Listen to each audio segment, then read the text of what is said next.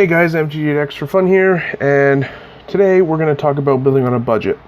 So, this is my Borboygamos Enraged deck, but I'm doing a budget league in the town of my college, so I dialed it back a little bit. So the total of this deck is, I believe, $98, which is down from 310 or whatever it was before. So I had to cut quite a few of the value cards, I guess is what you would call them. And so yeah, we're just going to go over it now. If my camera will focus, we will anyway.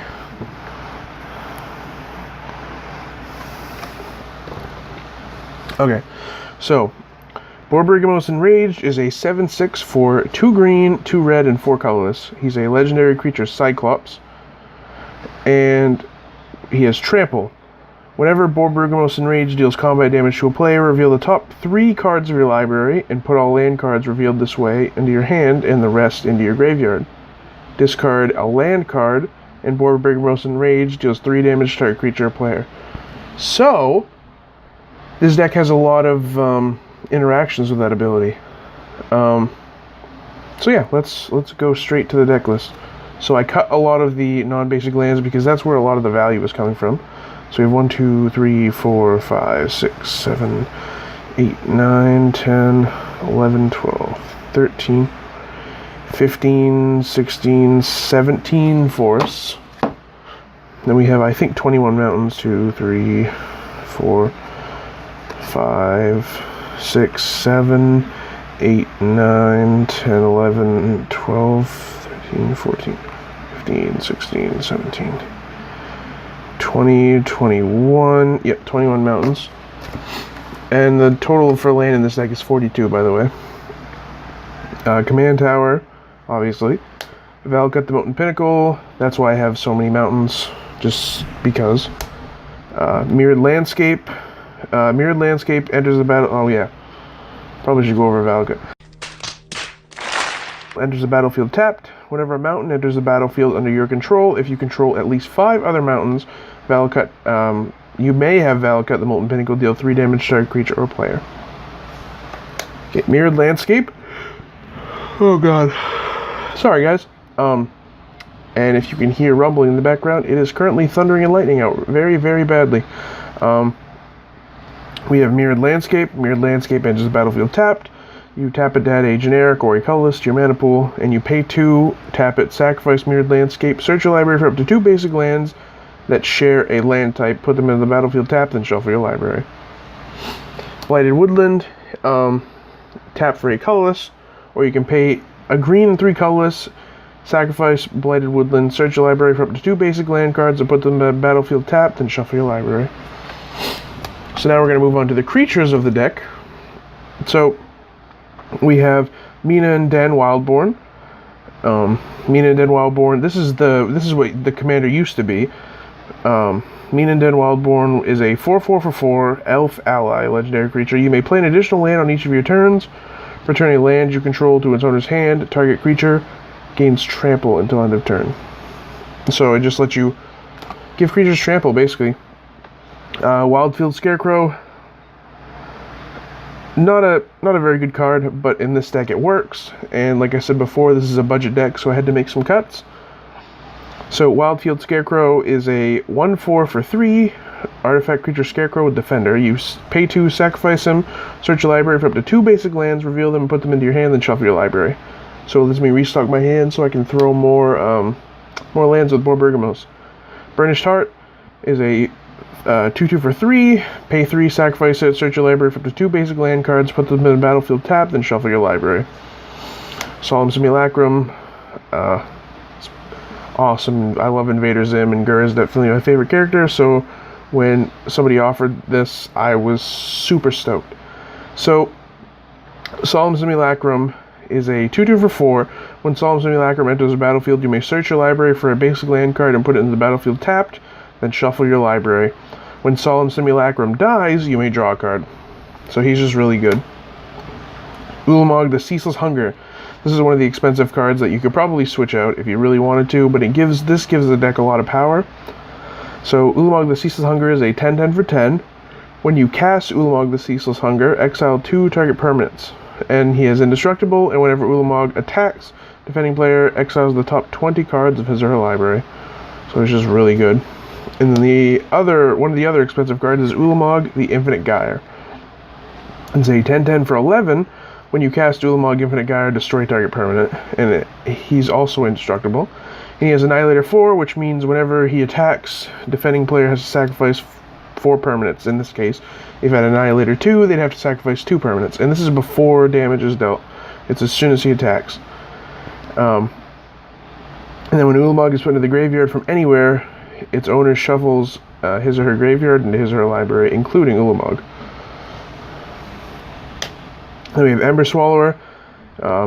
It's a 4/5 for 4 with monstrous 3. You pay 7. If this creature isn't monstrous, put 3 +1/+1 counters on it, and it becomes monstrous. And Ember Swallower, when Ember Swallower becomes monstrous, each player sacrifices 3 lands.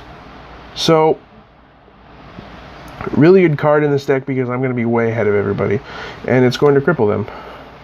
I've done that on like turn 4 before, and let's just say people aren't happy. Sakura Tribuilder, sacrifice Sakura Tribuilder, search your library for a basic land, put it in the battlefield tapped, then shuffle your library. Staple in green. Reclamation Sage, when it comes into play, you destroy target artifact or enchantment.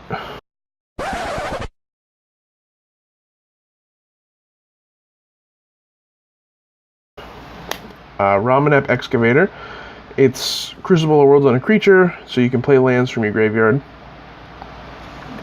Wood Elves, search your library for a forest card and put it into play, then shuffle your library. Mold Shambler is a 3/3 for 4 with kicker of 2. You pay an additional 2 as you cast a spell. Oh god. Oh, sorry guys, I'm wake up! Just really tired tonight. When Mold Shambler enters the battlefield, if it was kicked, destroy target non-creature permanent. So, with green-red, you have a lot of trouble getting rid of stuff. So that really helps. Brutalizer Exarch. When Brutalizer Exarch enters the battlefield, choose 1, reveal the top card of your... or search your library for a creature card, reveal it, and then shuffle your library and put that card on top of it. Or, put target non-creature permanent on the bottom of its owner's library. So this is a really good way to just tuck combo pieces and just kind of slow the game back a little bit. Destructor Dragon, when it dies, destroy target non-creature permanent. So it's nice to have because you can blow somebody's land up when they wrath the board, in turn kind of punishing them. Bane of Progress, it enters the battlefield, destroy all artifacts and enchantments, and put a +1/+1 counter on Bane of Progress for each permanent destroyed this way. Green Morton Marasa. It's a 5/4 for 6. When Green Warden Marasa enters the battlefield, you may return target card from your graveyard to your hand, and when it dies, you may exile it. If you do, return another target card from your graveyard to your hand. Yeah, there's a Thunder. Terastodon is a 9/9 for 8. When Terastodon enters the battlefield, you may destroy up to 3 target non-creature permanents. For each permanent put into the graveyard this way, its controller puts a 3/3 green elephant creature token into the battlefield. Splendid Reclamation, return all lands from your graveyard to the battlefield tapped. When you're going to be throwing lands with Borboygamos, it's going to be much better when you just put them all into the battlefield. Creeping Renaissance, same thing. You throw a bunch of lands, and Creeping Renaissance. You throw a bunch of lands, and then you return all of them to your hand and do it again, because Creeping Renaissance returns all. Choose a permanent type, return all cards of the chosen type from your graveyard to your hand, and it has flashback. Seasons Past. Return any number of cards with different converted mana costs from your graveyard to your hand, and put Seasons Past on the bottom of its owner's library. Praetor's Council. Return all cards from your graveyard to your hand and exile Praetor's Council. You have no maximum hand size for the rest of the game. So this is a really good way to get back a lot of my really value spells, I guess is what you could call them. And then the next few cards are things that work really well with Borboygamos. So we have Illusionist Braces. Whenever an ability of equipped creature is activated and is in a mana ability, copy that ability. You may choose new targets for the copy. And Borboygamos' second ability is discard a land card. Borboygamos Enraged deals 3 damage to target creature or player, so this would double it. Grafted Exoskeleton, give him Infect and win the game. So the next is a combo. So Keen Sense is whenever enchanted creature deals damage to an opponent, you draw a card. You discard a land to deal damage to opponent. Snake Umbra does the same thing, except it has Totem Armor, which I keep forgetting. And Abundance. So Abundance says, if you would draw a card, you may instead choose a land or non-land card. Reveal cards from the top of your library until you reveal a card of the chosen kind. Put that card into your hand and put the other cards revealed this way on the bottom of your library in any order. Hey, that's pretty good. So you would throw a land with this, you would draw a card, and then you would name land, and then you would draw into a land, and then you throw it again, and then you draw into a land, and then you just kill everybody at the table and make everybody very, very sad.